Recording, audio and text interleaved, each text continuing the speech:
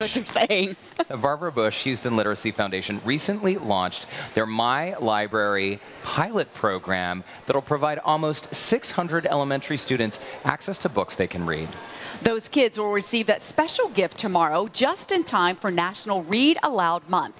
Here with how you can get involved, we have Dr. Julie Baker Fink, president of the Barbara Bush Houston Literacy Foundation. And we got to say, hi, Mrs. Bush, because she watches. I hope so. So this is such a great program because it's what I didn't realize is it's so inexpensive. For $30, someone can sponsor a child and give them a stack of books to read. Tell us how this program works, Julie. So one of the things that we did was we reached out to children's book publishers, one of them, the largest being Scholastic, but then also 2 local Texas-based tech publishers to negotiate pricing for children's books. And again, we're placing these in the homes of economically disadvantaged children, and so they've been very generous in negotiating pricing. So some of these books retail for more than $20. Wow. But we've been able to negotiate the pricing. So children go online, they log in and look at the catalog. So they're basically like creating their own registry, but we call it a wish list. So they're creating a wish list of books that they want to read, whether it's topics of interest that they're passionate about, whether it's a character that they're excited about, or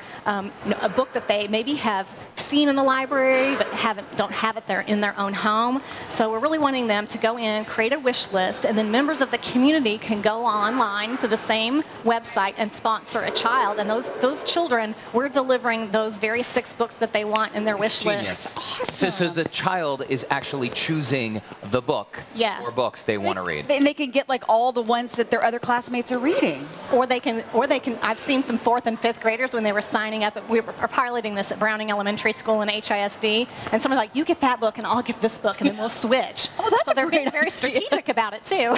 They're negotiating and how deal. How did you come up with this model, Julie? Because I mean, we've featured book sharing programs before where children are just sort of handed books, but just this customization. Why did you guys decide to model it this way?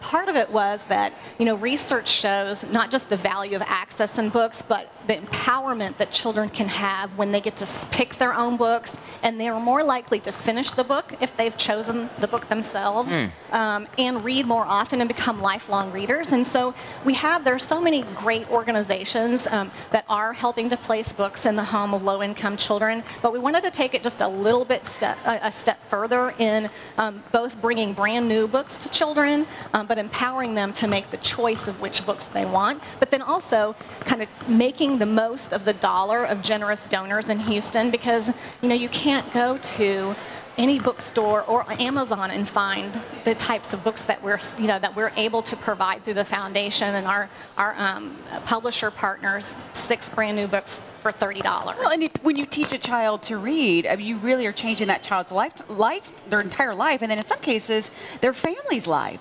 Absolutely.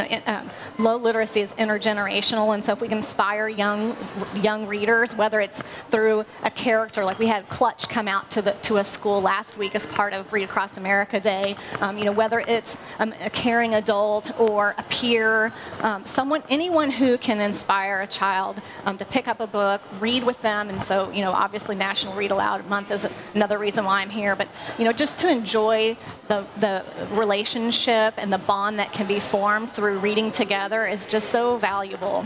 And Julie, you've been on our show a number of times. We've discussed this a little before, but reading is something that a lot of us just sort of take for granted. In Houston, though, I think many people would be surprised to know that we actually have a very high illiteracy rate. Can you just sort of paint the landscape for us? Sure. So at the adult rate, we have about 1 in 5 Houston area adults that are functionally illiterate, meaning they have a difficulty doing daily tasks and getting around things that caused us to be able to get here today and have like that dialogue. Just reading Exactly. And then when you look at school-aged children, we have 60% of children entering kindergarten each year lack foundational reading skills.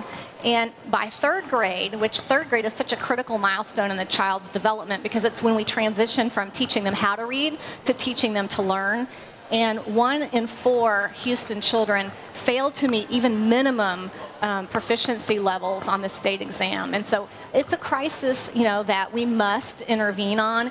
And, we're not really trying to create rocket science. There's so many great strategies, some that are practical, Well, like and putting books in the hands of kids. Well, we got to quickly mention this upcoming event on April 20th, a celebration of reading that's going to be at the Hobby Center. The Bushes are hosting it, so make sure we get that information out. And for more information, you can go to bushhoustonliteracy.org. Julie, thank you so much. It's always wonderful to see you. Thank you so much. Thank you, Appreciate Julie. your time. Great work. Coming up, folks.